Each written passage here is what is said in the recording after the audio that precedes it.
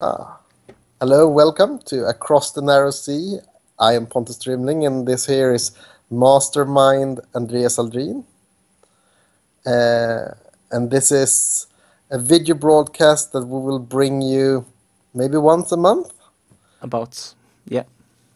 Um, and Andreas was really the guy with the idea here. So to introduce you to it, I will interview him with a few questions, giving you a sense of what this will be.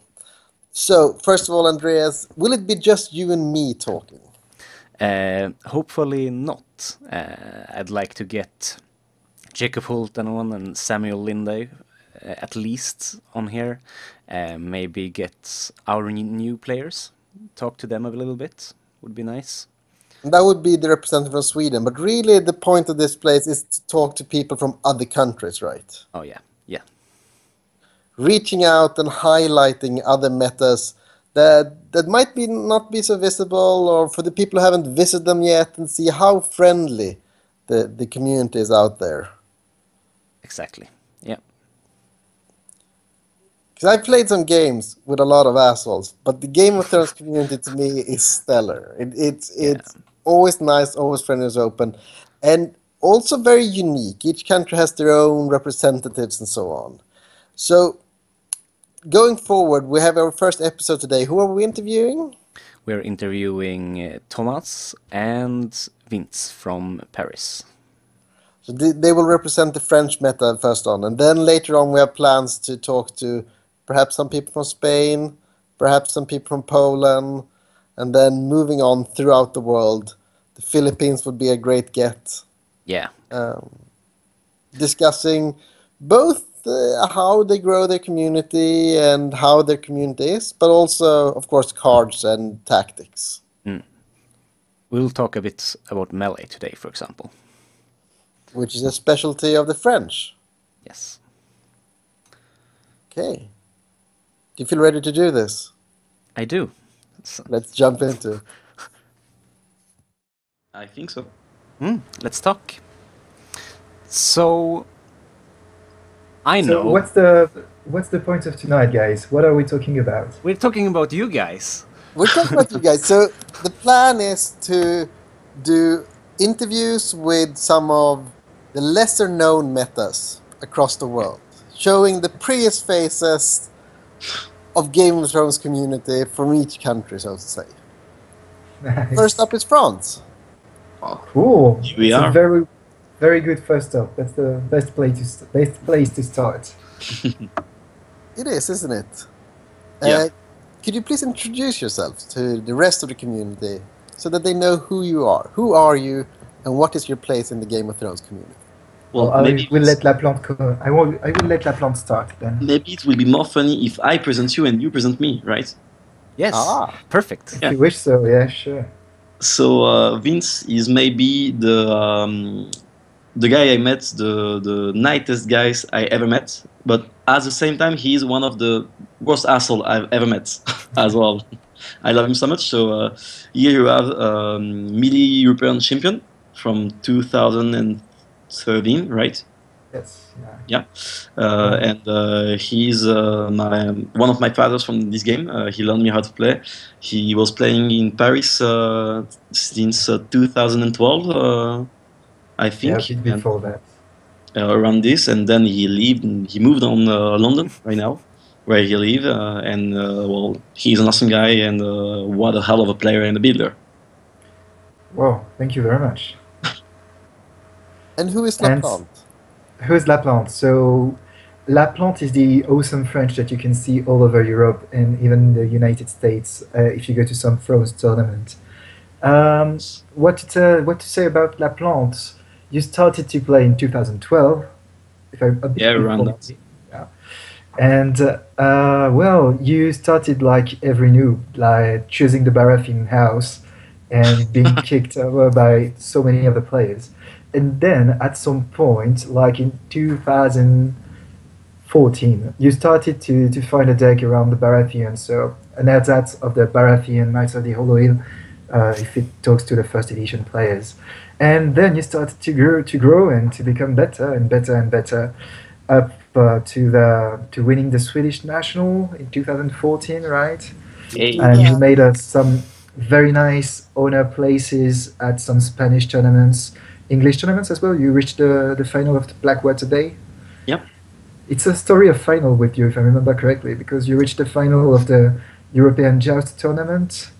As Which well. are the final? Oh, you reached the finals of the French nationals. Of course. And I say reached the final because you won neither of them. So that's good. But yeah, Laplante, bottom He's line nice, but an is asshole. yeah. Bottom line, Laplante is a very very good player, or was a very good player in first edition, and I'm sure will be one of the players to look at for second edition as well, at least among the French players. Thank you. I hope so. Those were lovely presentations. I was just want to catch up on one thing. So you were a Baratheon player in 1.0. Actually, I would like to make a correction about that. I was more a Stark player at first. I've been making my weapons on the Starks. Then I moved on Baratheon as well because we were sharing our collection with two other players, Le Funiculaire and Noyo. Love you guys. And they decided to take for Noyo, Martel, and Targaryen. For Funiculaire, Lannister, and Greyjoy, and I was like, yeah, of course, I will keep all the nice guys and all the respectable and honorable character from the book. So I've been playing both. I'm more like a Barak or a Starathion. Okay, that's fair enough. But so what I'm really interested in this switch to 2.0. Yeah. So it really puts the finger on what you like about the house. If you like Baratheon because of these noble characters, then I can see you playing Baratheon in 2.0 as well. If you like them because of the rush element or the way they were playing out, they're playing out very differently as a house in 2.0. Yeah, they are very different. They have took the kneel for them, which kind of fit them, I think, because kneel before you king. Yeah. So, but I've never been a rush player. I've always been more about toolbox and control, and so I'm really interested in Baratheon. But I actually loved Tyrell in Baratheon 1.0. So right now I'm also playing Tyrell as well as Baratheon, Stark, and Nightwatch actually.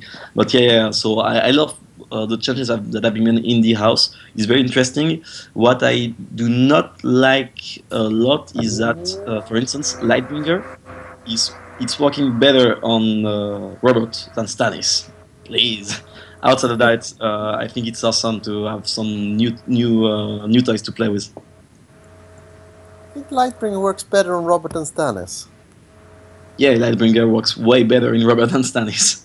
So Lightbringer is the attachment that lets you stand the character when he gains a point, a power, and on Stannis he also gives renown to Stannis. Yeah. And why do you feel he works better on Robert? Oh, because Robert have like 100,000 strength, and he also have Intimidate, which works lovely. If you can kneel two characters instead of one, well, that's just better, actually. That is better. I agree. Okay. I'll keep on firing questions at you guys, and we'll see if we get the bottom of who you really are, these nice guys. So Vince, I heard from Andreas earlier that you're a gamer by heart. Is this your first card game? Oh, a gamer by heart. I don't know. I liked card games, yeah, before Game of Thrones. When I really started to get into it was early 2000s, when I started playing Magic at the time. Yeah, I have done that, but not for long, I must admit. And I started playing after that Legend of the Five Rings quite a lot, and I really enjoyed it. I'm really looking forward to the re-edition that They're being re-released as an LCG now by FFG. Yeah, I'm really looking forward to it. I'm looking forward to that as well. And but the main game I played was Vampire: The Eternal Struggle, and gosh, that was amazing. Really loved every moment of it. I was living in a town called Toulouse in the south of France at the moment, and I was fortunate enough to have some amazing meta-mates with me. So yeah, it made up for some very great nights. So yeah, Mita, Axel, if you see that, that was such a pleasure to play with you. Then I stopped at some point because I didn't have more time, and I started over by playing Game of Thrones in 2011. Yeah, and I'm here today. And as I remember, Vampire the Masquerade, it was a game that was better when there was more players than two. Yeah, that's the thing. It was So shining the for and in the Thrones community, I think you're especially known for being a melee player. Do you think there's a translation from this that's why you like Vampire and that's why you like melee?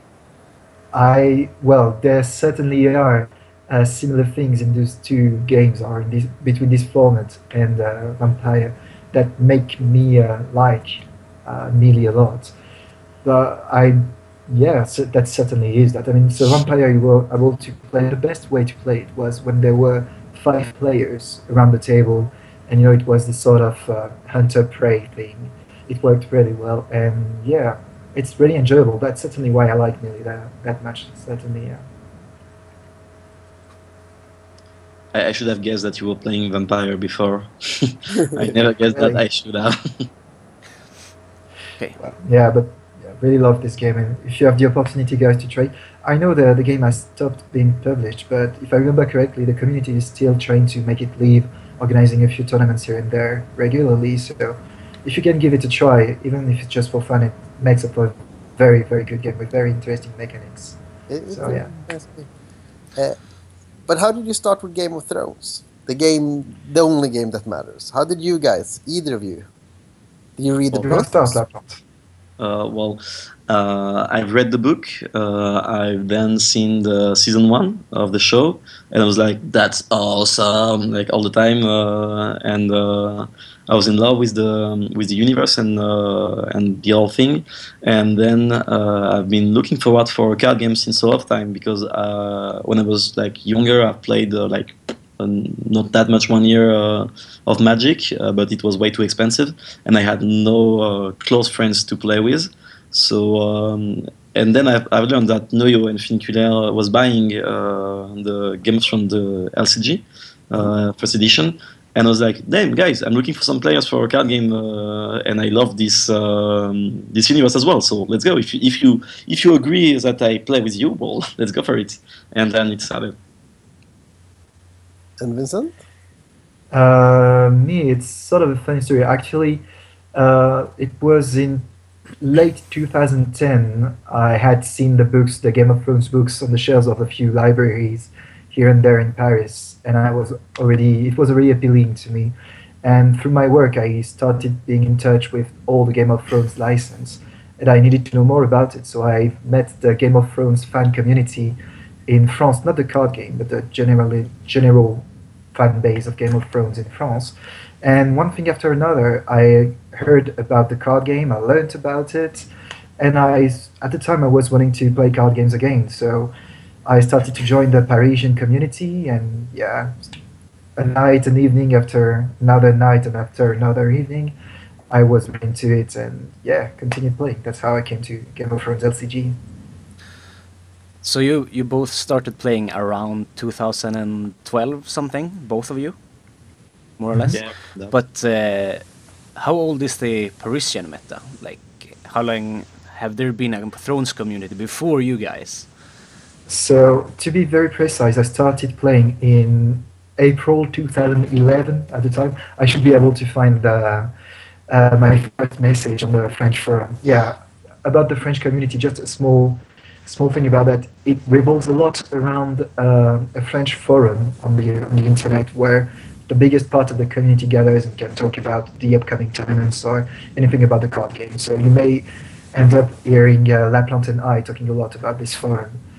And about the Parisian community, it's quite old actually, because if I remember correctly, from what the ancient told me, there was already a very big Parisian community for the CCG when Game of Thrones was a CCG. So basically, what we are playing now, we call it 2.0, but it may be called 3.0 actually, because the CCG was released, if I remember correctly, around 2003, something like that. It lived up to 2009 when the first LCG, the first edition of the LCG was released, and so on until the second edition last year.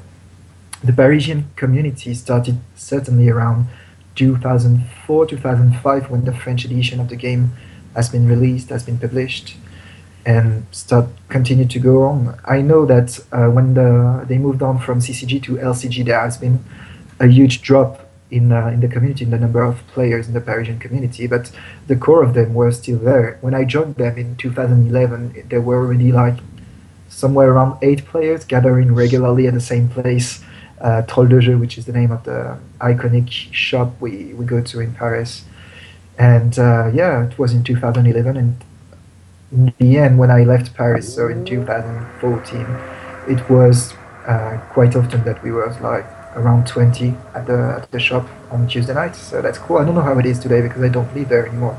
That plant would be more able than me to tell you about that. Yeah. So, but you were around 8 when you started, like on the regular game nights.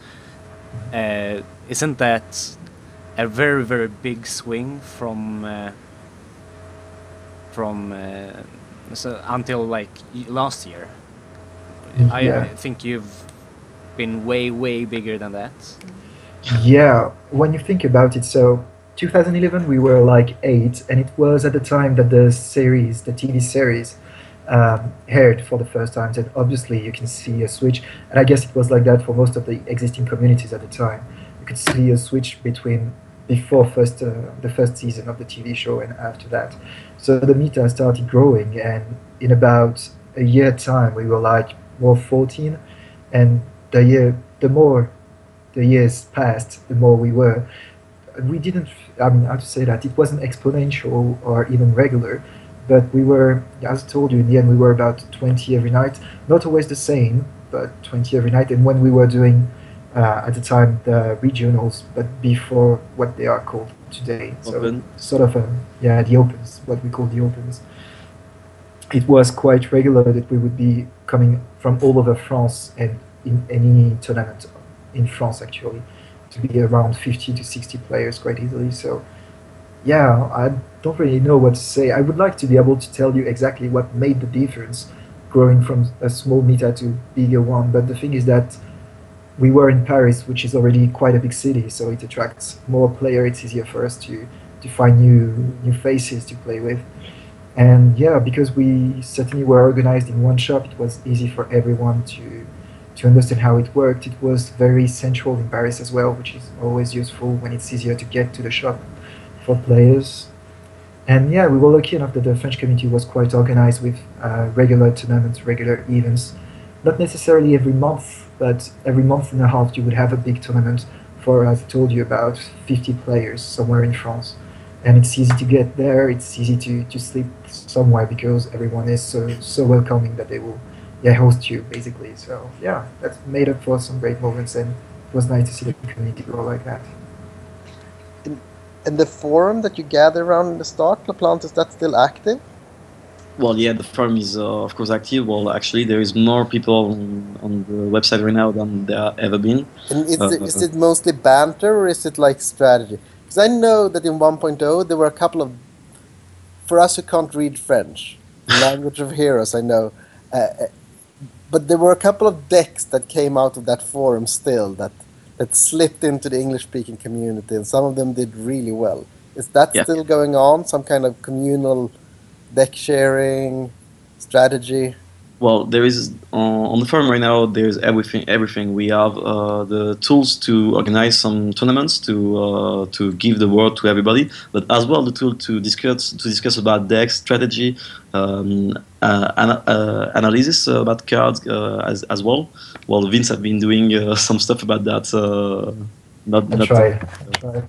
And yeah, that's something. I feel we are really lucky in France because of this community and how everything is shared so easily with everyone. That's something that, of course, give us some more help to grow as a community as well, but also as players. And in Paris, as we have been quite easily 20 each night, we have been in front of all the situations in the game. We have met all the routing problems, all the different, and so. It gives us a lot of boost, and that's something that's really can drill you on to know that anytime you want, you can go on the forum and have someone to talk with about the game you love. So it really helps. And yeah, it is still active, of course. That's Yeah. really nice. That's a good support to have.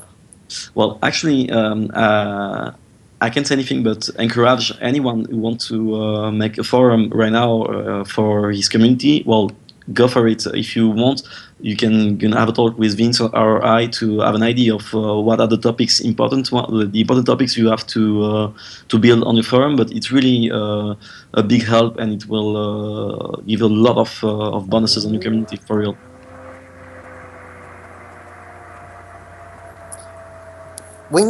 So one of the points of these conversations is to distinguish what is special about each meta. So when you sit down across a Spanish player, one of the first thing you notice is that they completely know their deck. They're very efficient, very fast in the way they play. What is special about French players? What's the uniqueness? We are all beautiful guys. It's a pretty face. Exactly. Yeah. Yeah, definitely. No, actually, it's what is really impressive to me in France, more than anywhere else I've been going through, is that each and every player will meet will have his own deck almost. That's something I haven't seen in other countries as much as in France.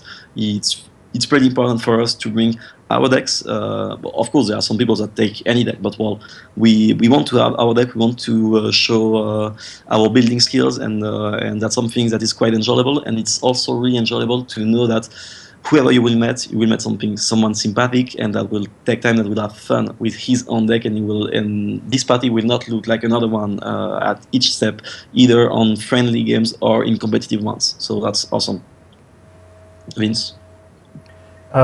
Yes, certainly. I mean, it's not easy when you were making the comparison with the Spanish meta. I haven't played against a lot of Spanish dudes, sadly. I hope to play against as many of them as soon as possible. But how to say that? I feel like it may be true in other countries as well.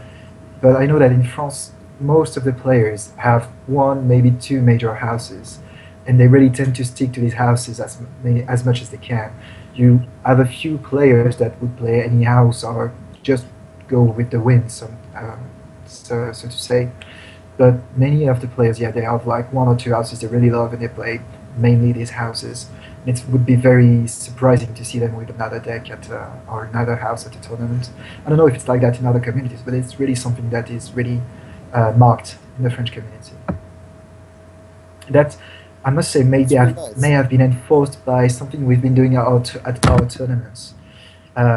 In first edition, I can't really talk about second edition because it hasn't really started yet. But in first edition, melee was quite important in France.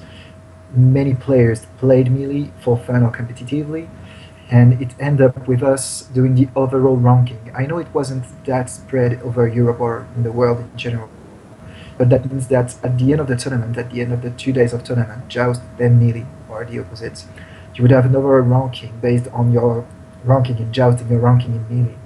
And based on this overall ranking, you would have the top house prizes given away to the best players that would have played the same house in joust and melee.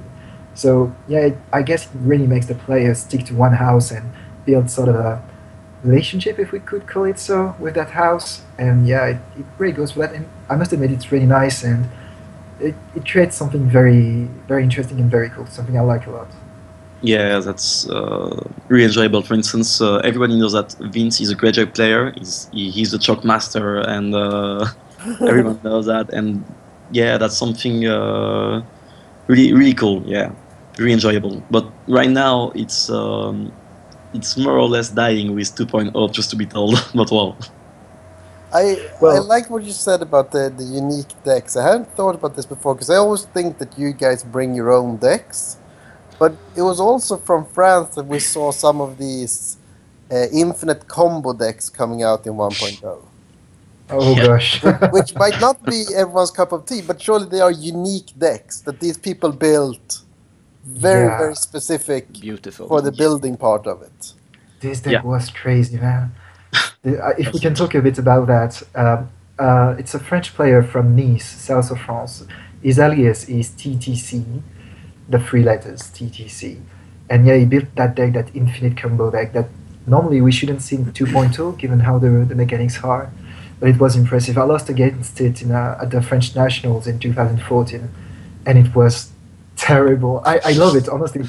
The infinite combo, the research, and all the, how to say it, the time he invested in it to make it work was respectable to the least. And but it lasted for 40 minutes, man. And him just turning cards over and over. Yeah, It's 40 exactly. minutes you'll We watch start, your opponent. we started playing.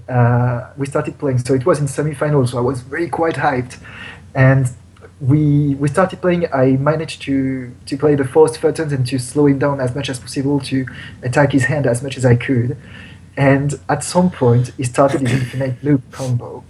And from that moment on, it took 40 minutes for him to reach 15 powers. That was incredible. Honestly, That's I 40 tried not minutes of to. you just sitting there and watching. That's definite. And seeing the game just going away because we were in marshalling phase. That's how it worked. And I knew that in the next challenge phase, I would have won. He knew it as well. And he knew that he wasn't sure to be able to get to the end of his combo. But he started it because he couldn't start it later. So he started it and managed to work. But it was terrible. At the same time, amazing and terrible. So yeah, huge respect for people able to build things like that. At least for me, I know it's not everyone piece of cake, but it's or cup of tea. But yeah, that's something I really seeing that first end was amazing. So now that you're growing out of this weird deck to 1.0, 2.0 really doesn't have the same type of deck building. Do you still feel like the Yeah. French are bringing unique decks? That they have different ideas than the rest of the world? Oh come on, no. I can't really talk for the French media, so I'll just give my opinion as an outsider here before Lapland talks. But honestly, the thing with 1.0 at the end, at least for the final years, was that we had like 1,500 cards, different cards to choose Yeah, from. no, certainly. So it was easier to be unique. Today, you have at the moment what 300 cards at best, and you can't mix all the cards like you could in first edition because you have to stick to two houses plus neutral cards. So I mean, And some that's one of cards are the just not that good. You can't just bring Maybe. bad cards to be unique. that's the thing. It's hard today to make cards that have been forgotten or that seem bad Yeah. shine because the meta is not there for me. So maybe I'm wrong, and Lapon, please tell me. Please tell me I'm wrong. Tell me I'm Well, wrong. Um, I wouldn't say that you're wrong, but I would say that you're not right. Oh, If I can soften a bit, of course it's pretty hard to have something really fresh and new, but it's still possible actually. I've not been that involved on the international games right now, so I've been watching on some decks a little bit on ThroneDB, but not that much. But what I've mostly seen on ThroneDB was like, yeah, always kind of the same work. And right now in Paris, we have some builders that are doing some stuff, some crazy stuff, like martel decks that are really surprising. That you, well, I have been surprised, like almost in each Martel table I've met. Fealty? Sorry, Martel Fealty, or are they? filthy, and also some banners as well. And it's really surprising. For myself, I'm quite proud of the one build I've been bringing to a tournament right now. It's a Stark Lannister deck. I will give you the list so you can share it with the talk and all. And it's I was quite happy because I haven't seen the deck yet on internet, and I've ended up third of this Tour Championship, and I was really surprised because I'm not playing that much right now. But I was like, yeah, it's possible, and I've been meeting a lot of different decks, and I think with the chapter are coming and all, and so with more and more chapters, we'll see more and more decks, of course. If I could give an advice to see some new decks, go away from Targaryen right now, or at least the Dany Dragon deck, because you can make something new. But I don't think in this house it will be quite interesting. But in other house, try to go for some combos that you want to play. Try to fight some stuff. For instance, a card that I've been like everybody is saying that is awful and really bad is in Stark. It's the Kennel Master. Mhm. building around this character right now, and it's crazy good. It's really good, and it's like your opponent will never really know what to expect actually until he plays against it like 1 or 2 games. It will be like, what's going on, please? Do you think And you're making the Kennel Master work? yeah, yeah, it works. Definitely, it works. That, For real, that's impressive. well, I don't think it's a top tier deck. Maybe 1.5 tier, but it's working right now, and there will be some more and more builds coming so far. So try to not listen what everybody tells about the card I, or what is strong or not. I Just agree. out, I go think go even for it. within the span that we're moving, there are other points of view that you can take. There's more room, even if we're limited due to the limited card pool. There's more room than we're expanding. We had a guy here who played a Targ deck, because you're saying this Danny stuff and so on. But he was playing Targ banner to Lannister, Jamie, uh, and he didn't have Danny. Jamie, I was saying. Yeah, so he Me, had Jamie and he had Khal Drogo, and he didn't use Danny at all. yeah. Well, that's awesome. And I thought that was a very interesting point of view, because he couldn't afford her. Because he Mhm. wanted to get that Khal Drogo Jamie combo every time, right? So I think there are uniquer decks out there still, but not like in 1.0. Of course, it won't be we like 1.0 until a lot of time. Of course. A lot. It will come. It will come. That's already very interesting. How much are you growing these days? How big is the Paris meta now? How big are the tournaments? So I'll take the end on that because Vince, well, you're kind of far away. I miss you, guy. So right now in Paris, there haven't been any tournament we had that wasn't full, like 32 between 26 and 32 players. We have moved on another shop. Before we was only in one shop, Troll de Jeu. Right now we have like 3 communities inside Paris and 2 other one outside of Paris, but on the suburb. So we have Troll de Jeu, Wack Taverne, Le Repère du Dragon, and so that's awesome to see all those players. There's like people playing Game of Thrones like each and every night. You can go anywhere you want. You will find something out. So that's really cool. That's fantastic. And right now in Troll de Jeu specifically, we had like 5 tournaments, I think, on not on fun tournament, I will say, local tournaments, and we were all the time 26, whatsoever happens, because we cannot be more in the shop. So that's You're awesome. maxing out every time. Yeah, yeah, and that's something we had lost with the announcement of the end of 1.0. I was really worried because we still have the Night Watch, so the player are the organizer in France, and as an organizer, I was really worried about what's going on with 2.0 and all. We will we get as many players as we used to and all, and we are, and we have even more players than I ever dreamed of. So that's really awesome. 2.0 is a blessing for the game, at least on my point of view.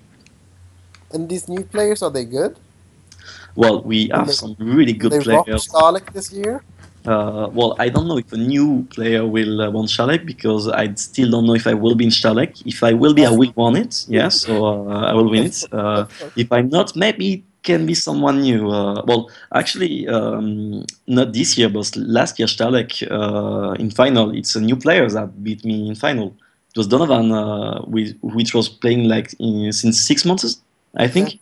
it was So yeah, so maybe who knows? But yeah, we in Paris we have some Donovan is a special case. yeah we Most people don't win Starlight after playing for 6 months. well That's true.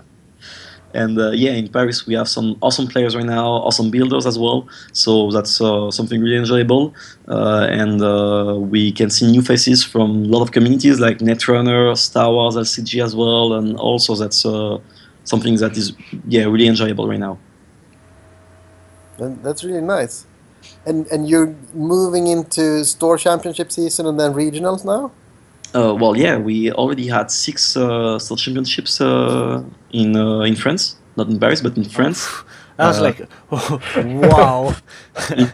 In Paris, we already had 2. We're gonna have one more this week, and we still have 2 more to go until the end of Store Championships. So that's kind of cool. I can give you the exact stat if you want. Well, maybe Vince, you can check out on the forum in Store Championship. There is a post-it, and you can see how many stores there will be in France all overall. I think it's around 30 or something like that. And so, yeah, we are moving to Star Championships and regionals and national. Everything is planned out. Of course, the tourney of the end that we will hold in 2 months. And yeah, we are so thrilled. The competitive season have started. It's still a friendly stuff, but yeah, really competitive. Do you guys feel like there's a difference between the levels here? Do you prepare more for regionals and then even more for nationals? Are you feeling like it gets tenser throughout the year, culminating at Stalek and then... In 1.0, definitely there was something that was growing. Of course, in store tournament, you could go like with your fun deck or something that you want to try out, and you knew that you maybe will be able to do something. I think if you haven't really prepared deck for regional and national in France, you won't be able to make it. You will go to at least, well, you can go in top if the deck is good and you're playing it right. Yeah, you can go at the top, you can reach the top, but if you want to make it, you won't be able to if you don't have a really well prepared deck that you have been trained that you have been testing since a lot of time. So yeah, of course we have this feeling that is growing up and all, and well, I think it reached its culminate point for Stalek each time. There's another thing as well. The organized play was in France driven by 2 main events that are still the French nationals, obviously, and Tourney for the Hand at the end of the year. It was at the end of the year. We'll come to that later.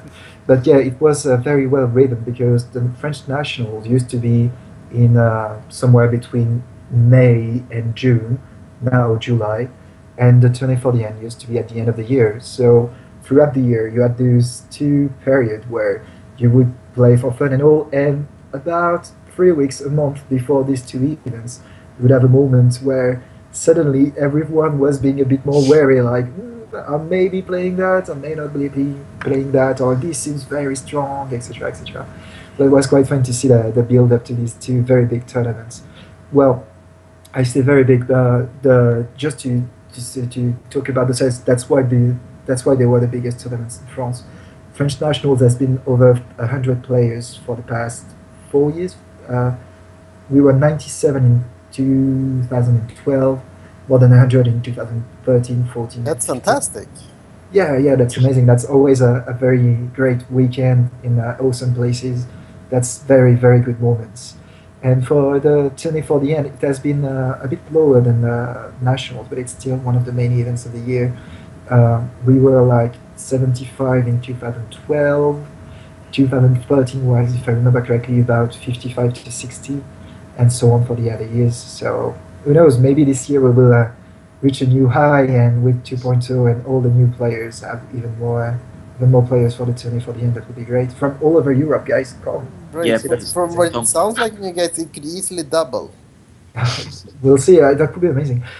It's not only the Parisian meter. I mean, the Tourney for the End really is something for the whole French community. I mean, you have a lot of metas in France.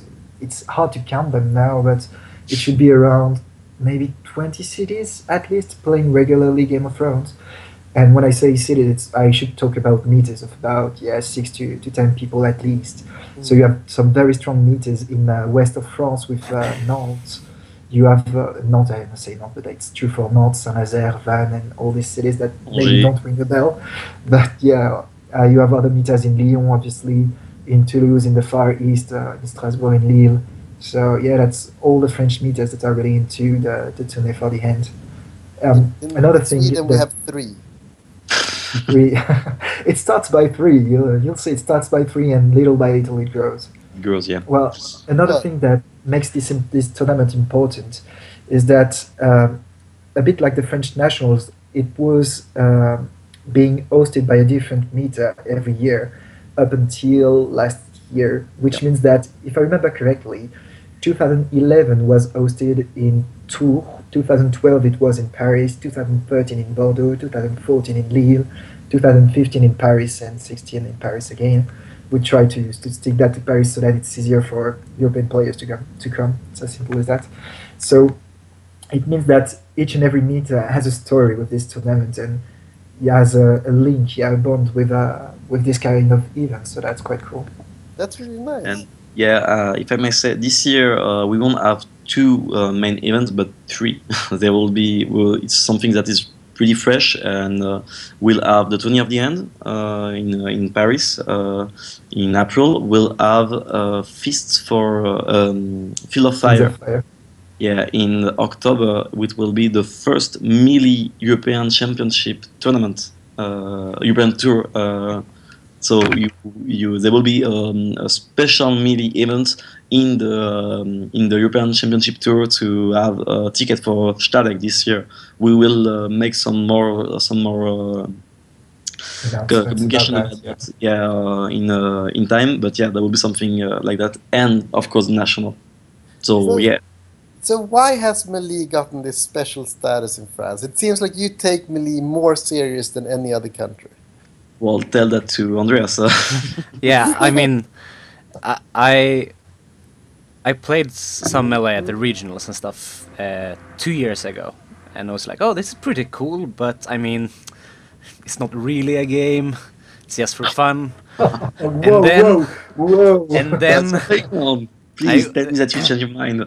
and then I went to London and I played Vince Yeah. and got destroyed. And it was so fun. It was so beautiful to watch, and he was babbling all the time, and it was so amazing, and it really changed how I view the game. And now, of course, I'm pretty good.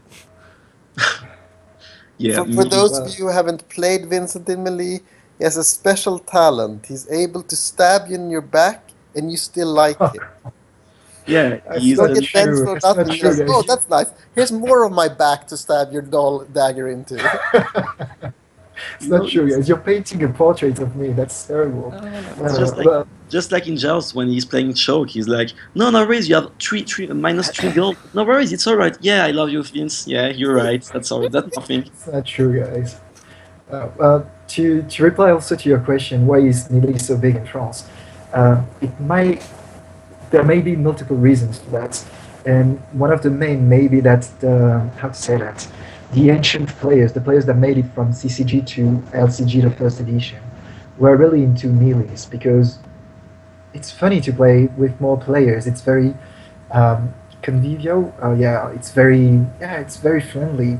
That's very cool to have more players to play with and to have fun and to laugh with. I mean, when you talk about Game of Thrones, I don't know how it is in the other countries, but when you hear players talk about Game of Thrones and all the games they have played and the best moment they could remember, all the time when you see them talking, four or five of them, about anything, always it ends up talking about melee games. Like, I remember during this game when I did this, and then this guy did that, and this happened, and etc., etc.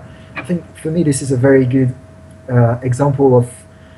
It shows that melee is just so much funnier than just. I love Joust. Don't misunderstand me. I really like and I really enjoy playing Joust a lot, but I never have as much fun as when I play melee because The matches so cool. I mean, don't you have become more as players. memorable. Sorry? Yeah, The matches don't become as memorable. Yeah, I mean, I remember I have played a lot of melee games now. I know that many things that I'm good at melee, but you have so many better players than me in France in melee. In France, and certainly anywhere else in the world, but well, this is the meter I know. So, yeah, you have so many better players than me in melee, and that's just so cool to play with them and to see them play, the way they talk and the way they ramp the cards, because that's important in melee. What makes the difference is obviously the way you've built your deck and all. I mean, when I started playing melee, I thought that because it was melee and you could get sort of any cards you wanted, like a bit with summons or building orders, you could have a deck of 65, that would be fine. You would have had your cards anyway. That's not true. If you want to end up in the final tables of a tournament in Melee, you need to be as prepared as you would be in Joust. And after that, during the game, what makes the difference is the information you can get. When you talk with another player, you're not trying to bullshit him or anything. That's not how it works. I'm sorry, guys. I've never bullshitted you. I never lie in Melee. Same. My point is that Never lie. no, but that's true. That's very No, true. it's That's true. very important. Yeah. Because my point is, when you talk with someone else, it's not to bullshit him. It's to get information from him, and the information you get, with the information you have, you can get better prepared for what is coming, and what you will play in marshalling. The marshalling phase is so important in Melee. So, well, I could go on like that forever, but Melee really is something amazing. I love it. I can't talk for all the French Melee players that like Melee, but I could certainly find similar reasons for why they like Melee as well. Yeah, it's the only format when you can make some joke and still be focused on the game and just like enjoy the time you are spending with those players. Even if you have never met them, it's like yeah, you are enjoying it for real. So in Just is too much about opposition, about winning against someone. In Melee, it's not winning against your opponent. It's winning by yourself with 3 other players watching you, actually. And so that's awesome. But I would like to say that you lied to me, Vince. Each time you are saying, I'm not winning, I'm not winning. You lied to me each time you say that. I've never said that. I've never said no. I've never Neither said has I'm very Andreas careful Wibeck. what I say. I will remember that, Vince. It's recorded, you know? Yeah. Yes, Okay. it is. and, It is and it can be. Please match my word. and yeah. No, I take your point. I see it enjoyable. I also feel like the way the French people derive enjoyment from Melee is by taking it very seriously. Like we had a, I don't know, scandal, but at Worlds last year, Andreas was of course part of it. So I don't know if you want to speak about this, but there was discussion about how you play against metamates and how you, when is it cheating and when it's not, and so on. And when I see you, especially the two of you guys at the same Melee table, there is no collusion. There is no helping each other.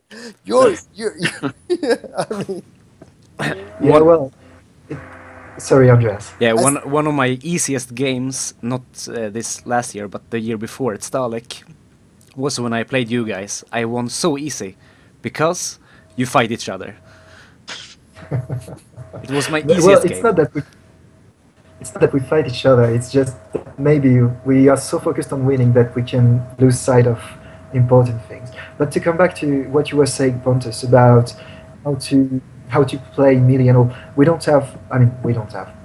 I'll talk only for myself, and to give my opinion about this, I don't have the truth about Melee or anything. I just have my point of view, and I really stick to it because I think it's true. I mean, it's my point of view, but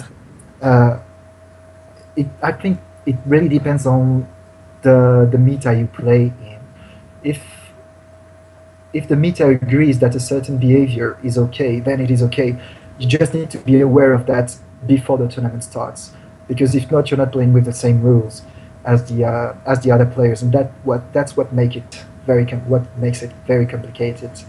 But it's this, how to say that, this non-set rules. It's very hard. I wouldn't have liked to be in Andre's position last year, to be honest, because I would have been so crazy.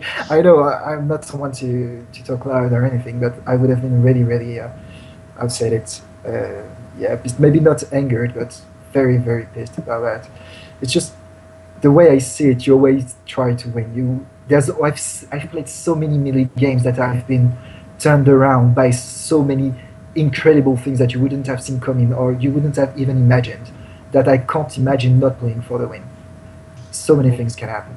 Yeah, in Melee, everyone have to keep in mind that anything could happen. Last year in French national, Vince lost the final table by screwing it himself. He had won actually, and I did the exact same thing on semi-final against Vince. I was like 12 powers, and I only had one challenge to go, and I've been able to screw that and go from 20 to 1 power. it's to 12 power, to 12 to 1 power. It's possible. It's always possible. Something can always happen. So yeah, and about the collision stuff and all, I think in France we are so used to play melee all the time that, well, actually collision cannot happen because we're all the time playing against friends. Yes, Yeah, you know. that's true. So it has no sense collision for us because yeah, you want to win, of course, against your friends. Yeah, why not? And no, I don't want to have this one wins against the other because they are all my friends. So I don't want to screw their games. You see? So how often do you play melee now? Well, now in Paris, it's well. Actually, what is really strange in Paris that we have never been playing that much melee outside of tournament, like 2, 3 in like 2 months, something like that. But we have always been able to have one Parisian player either in finals of national or in Stadek, and that's kind of surprising. But right now we are There not wasn't playing. anyone in Starlek this year, but the table was a bit crowded with Swedes, so I understand that. Usually, let's and yeah, but this year we're playing less because I think because the new player in 2.0 are not used to melee and don't find it attractive. But this week there will be a Star Championship in Paris focused on melee. So hopefully we will give a test to the new players so they can find this well attractive right now. And in Nantes there are already been some Star Championship in melee and all. And yeah, so no worries. Melee is still something really important for us. But right now we are in this period, like new players have to find their way to melee. That's all to me. And how do you like the melee changes in 2.0? Well, Vince, if you want to start. It's complicated. I've played only a bit more than a couple of games in Melee in 2.0. The less that we can say it's much more different from first point than what you would think at first. I mean, it's my impression, it's my opinion on this. The new way to choose titles, it feels a bit strange for me, but I guess it's something that you have to get used to. And after that, the biggest difference, apart from the cards and the design of the cards, is the fact that you can't defend for the title you support. That makes a huge difference, and I think we still haven't get our way around it. At least I know I haven't, and find my way around it and how to work around this, because at the moment, because of that, it means that if a player has a bad start, no one can defend for him, and it sort of is an open way to powers, to easy powers by attacking him. So I'm sure there's something more to it, and I think that means that we have to change the way we play and we build melee decks. At the moment, as I see it, so please take it for what it is. I've only played a couple of of games so far, but as I see it, I wonder. It's just a question if we shouldn't put more character management in our decks than we used to put in first edition, just to be able to kill or to get rid of characters that have a lot of powers on them, which was a thing that wasn't really needed in first edition, because it wasn't really needed in first edition. But in second edition, given that we can't really defend for another guy, if someone gets too high in powers, it seems important to be able to get him down quite easily and quite fast if need be. So I would try something around that, but it's just more a question than anything else. I'm still a bit wary about Melee 2.0 for the moment. For myself, I quite disagree with the way you see that we can fix this challenge in the game. To me, it's more about we have to be way more focused on the balance of the table.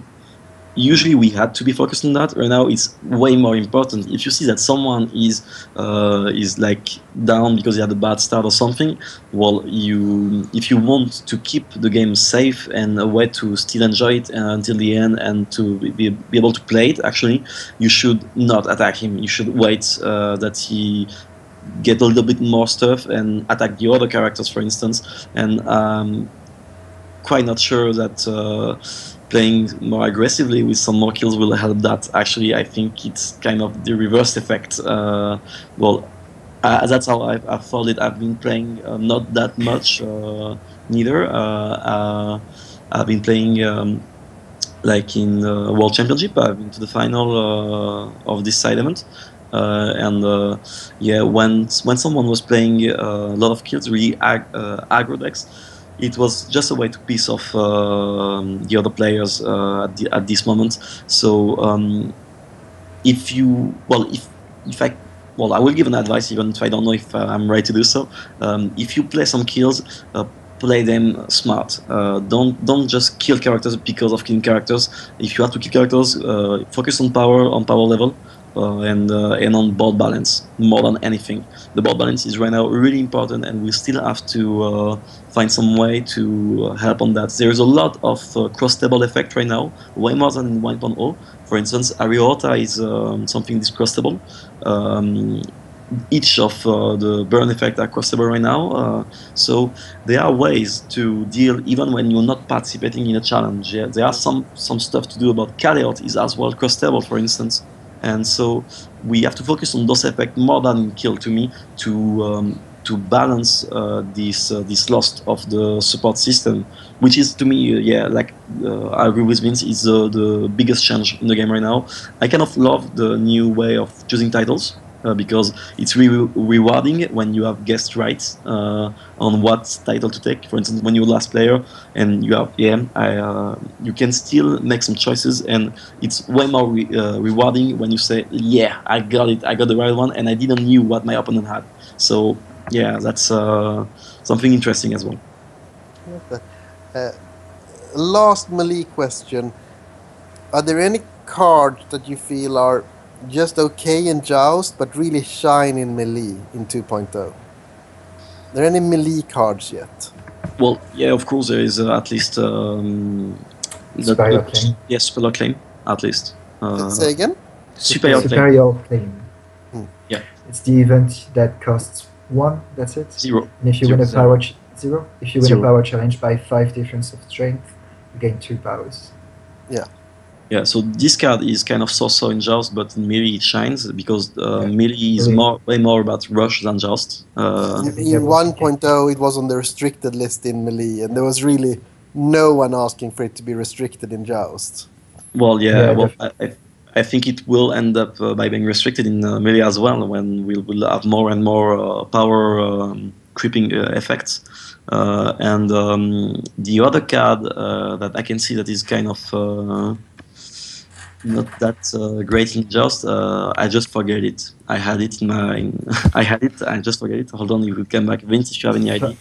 Well, there are a few, as I told you, I haven't played that much, but a card that was a bit underestimated in melee, at least until the last 2 years of the first edition, and it may be the same in 2.0 melee. It's 45 position, really strong. If you're not used to melee, put one in your deck. You'll see that it will give you time to slow down things, and it's very valuable card in melee. In Joust, it's also very strong, but it's less easy to use wisely. In melee, it always is useful. Most of the time, it's useful.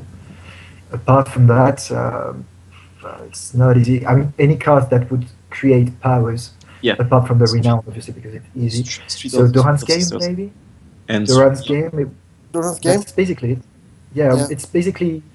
It's a bit tricky, because when you reach the third turn, it means basically that it's a superior claim, but you have to pay 1, you have to win an intrigue change and everything.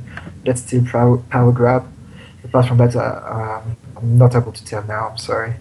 Street of the new Tyrell card, presumably. Street of Sisters. Well, yeah, of course. The of Rose. Course. The Rose. Lady Sansa's Rose, but Lady Sansa's Rose may be quite good in Joust at the moment as well. We'll see. Yeah, and so yes, Street of Sister is of course really good in melee, more than just, I think. Yeah, definitely, that's true. Sorry? That is true. I agree with you, definitely. Yep. For the same principle as Superior Claim. And yeah, that's it. There are some cards that are good in both, like every Graveyard card, for instance. Each and every one are really good in both melee and Joust. The Great Kraken is awesome, that's true. Yeah, Great Kraken is like it's a monster in melee. We are more trying to guess, but maybe Sunspear as well? I mean, if you are to lose a challenge, you get one more claim. It can be a good reason for opponents not to attack you, which is always good. So maybe some spear. Yeah, and as well, the long plan, I think, Durant's plan, the long plan, yeah, that's it. You take 1 gold each time you lose a challenge. Mhm. And Oh, it's very good in Joust. It's Well, very good in Joust. Yeah, well, it's technical good in player. Joust. In melee, it can be so devastating. You can take like a ton of power with that card really easily. And yeah, so but and about the card we have seen that have been spoiled. There are some that are really interesting in melee. Oh, another one. Like Sorry, that might be a bit underestimated in melee or not obvious. It's Catelyn Stark. oof, She's the amazing in best melee. card. It's the best card Amazing. in melee right now. The very best. It's the only reason to play. Well, not the only, but the main reason to play Stark in melee is Catelyn Yes. Stark. Just as Brienne was the main reason to play Stark at the time. Really. Kathleen. But well, to me, Stark is one of the best house in melee. But well, that's not the question. Yeah. So and about the card that Yeah, do you think Stark is one of the best houses in melee right now? yeah, because there are a lot of ways to grab some powers with Sansa, which is one of the best cards in the game, Rob, and Eddard as well.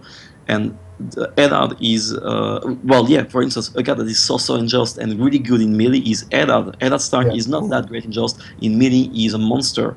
He will guarantee you at least 1 power per turn and give you someone to stand in defense, and that's really nice in melee. You can go with everyone on a challenge and then just say, no, I won't be naked and when my opponent will come to me. So Eddard, for instance, and yeah, so with Eddard, Rob Stark that can stand everybody, which is really good in melee as well. Winter is Coming is one of the best cards in melee as well. I mean, for instance, my strategy in World Championship was to open with sneak attack each time. The first plot I play, so I take I take the initiative. I will be the last player of the turn. I will say my opponent will be the first one, and then like playing like nothing except power icon characters, and then just go for it with Catelyn Stark, Winter is Coming, Superior Claim, and another effect to grab, and your opponent, and with 2 claim, of course, plus the opposed point, the opposition point from your opponent, and so that means that you will take a lot of power, and your opponent will not be able to do anything, and that's only possible in Stark right now. And when you play like Winter is Coming, Super Lock Lane, and Street of Caesar, your opponent are like, oh, we only have 2 powers. He's like 8-9, and in turn 1, and yeah, it works. And that's because of the Stark cards, not the other ones. So yeah, to me, Stark is one of the house to go in melee, and as well in Banner because of Bran and Lady and Sansa. That's nice. Returning to Joust. Yeah. We just had a chapter pack. We're not gonna review it together with you guys, but I am interested to get you. There were a lot of interesting neutral cards in this chapter pack. So I wanted to know a little bit about how you're thinking about. Firstly, in general, the power level of neutral cards, because in 1.0 it became a problem with some neutral cards that were just in every deck. Harrenhal.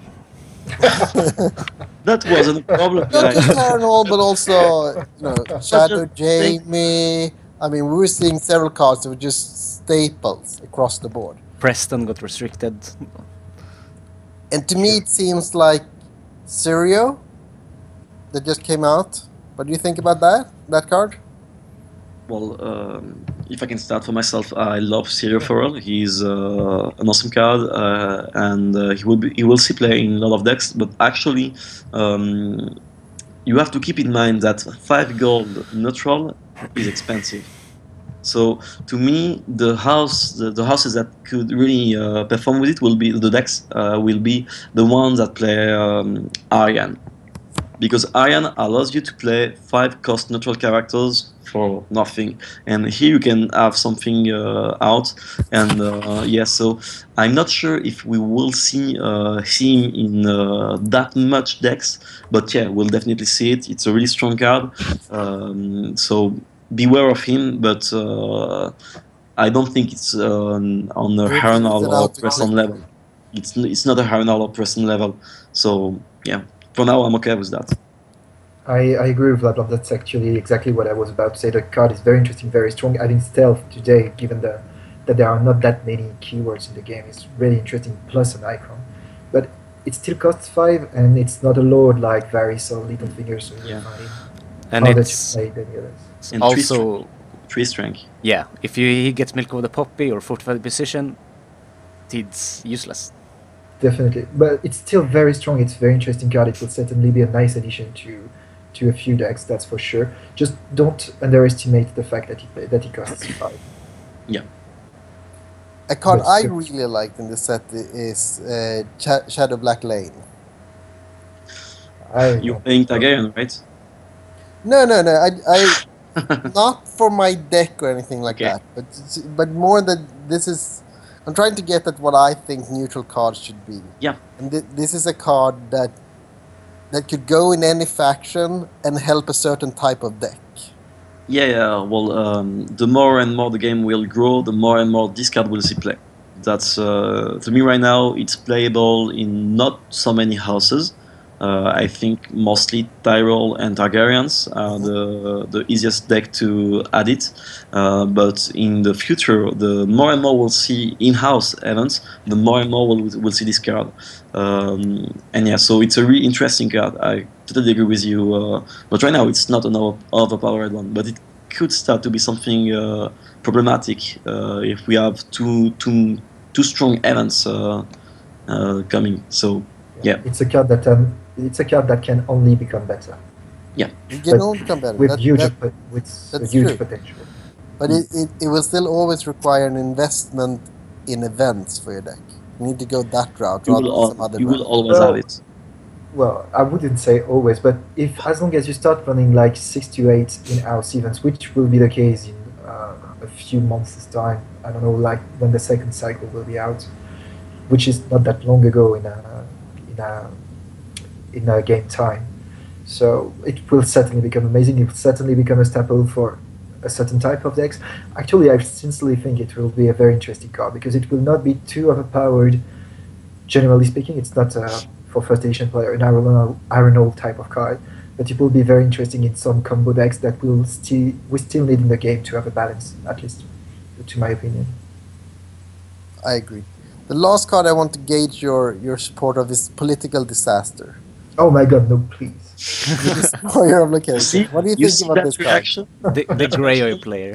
The Greyjoy player, when you play this card, play it just for the Greyjoy. If your meta has a ton of Greyjoys, wasting your time by winning all the time, just play that. They will make the exact same they will have the same reaction as Vince. So, but you have to keep in mind that 4 reserve is really low. That's the only thing that is kind of hard.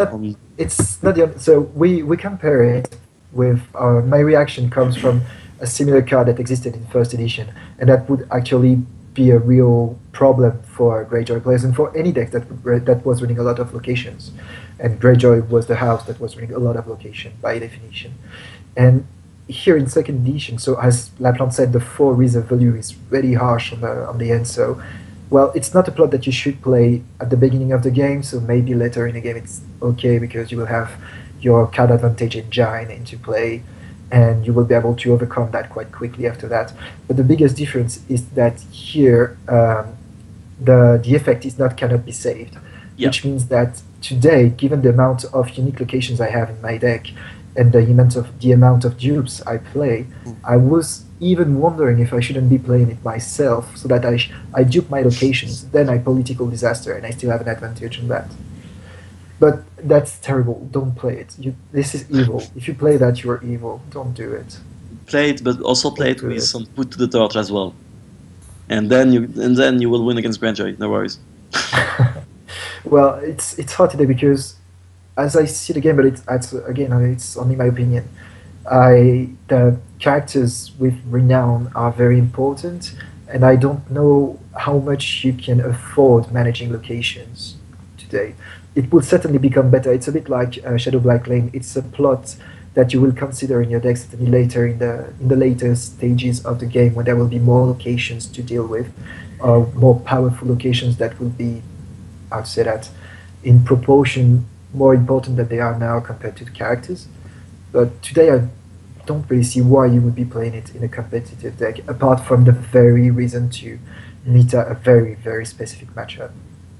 Well, actually, there are a lot of houses that can have a lot of locations. For instance, Targaryen will can have some locations with Plaza and our Shadow Black Lane, which is to me the main house to play it right now. And yeah, well, I think there are still reasons to play it. For instance, for myself, if I would play it right now in a deck, it will be either on Stark with no location outside of economy, because in Stark we have no locations outside of economy. Forget about Gates of Winterfell; it's awful. Or as well in Tyrell, because in Tyrell you will be able. Oh no, I'm saying some. You can't use Flesh Yeah, Above. yeah. I correct myself. Forget about what I said. Play it in Stark. That's the It, point. I would say that it also works pretty well against Baratheon, Yeah, Baratheon who level. often plays the +8 in dominance and the chambers and these. And against Nightwatch is also really well. Well, I know Nightwatch is not the best house at the moment for everyone mind. It is still really strong. Keep in mind that there are a lot of tools that have been out for Nightwatch right now, and yeah, keep an eye on this faction for real. I mean, once it's on the board, you are like, yeah, but he's not doing anything. Yeah, but he's still winning 3 or 4 power per turn, like nothing. So, well, Yeah, not well, when you're playing Rage or Blue Sleevings, I know, but well. no, no. It's just that, well, yeah, when you're about political disaster, it's a card that you will look at in your binders, wonder if you should play it in your deck, try it, and most of the time you will be like, ah, it hurts myself a lot as well, or I would really like to have this other plot instead, and you will take it out because playing a plot just to meet a very specific matchup is not something that is easy to include in a deck. Really Yeah, of not. course. Okay. On that note, that's all I got. Do you have anything else to add, Andreas? No, not really. It was lovely hearing from you guys and hearing about how the French meta works and your thoughts about 2.0. Do you have any last shout-outs you want to do? Yeah, if I may, I'm sure that's what Laplante wanted to say. The Tournée for the End in Paris, the Hands Tourney, will be in Paris on the 16th and 17th of April. Guys from all over the world, you're more than welcome to join us for an awesome weekend playing cards with cool dudes and drinking wine and eating good cheese in Paris. So, if you want to have more information, there is a Facebook page that has been put on. Look for the Hands Tourney ou Tournoi de la Main in French, and you will find it. If you have any questions, feel free to ask them here, to ask them to any French guys, whether it would be Laplante, me, or anyone else. And we'll be more than happy to answer them or to forward them to the persons who will be able to answer them. Yeah, you're more than welcome, of course. It's said it perfectly, and also something which is which have a kind of a link. Something is really important with this card game is that the cards are not important. The people you met is what give you the strength to go through the game and go and travel the world to meet those guys. You Swedish guys, for instance, are awesome. I never knew I would meet you through a card game, but yes, it's possible, and I know I'm keep playing at this game for this reason, because of you guys, because of you Vince, because of a lot of people all around the world in the United States, UK, Spanish. Well, they will recognize themselves, and so come to event like that for this feeling. In France, we have the luck to have something really with a lot of friendship, a lot of love in each and every tournament. We will spend a lot of time to drink some beers out after the cards. So the cards are not the important. The cards are we can play any game. We don't care actually about the card. We care about the players. That's really nice. That's really nice. Certainly, meeting both of you guys have been a pleasure every time I've done so, and I hope to do so plenty of times in future. Maybe at the turning of the hand or at some other point in the future. Yeah, That would be a pleasure. of course. Good night, guys, and See you thanks guys. for being with Good us. night. See ya. Sure.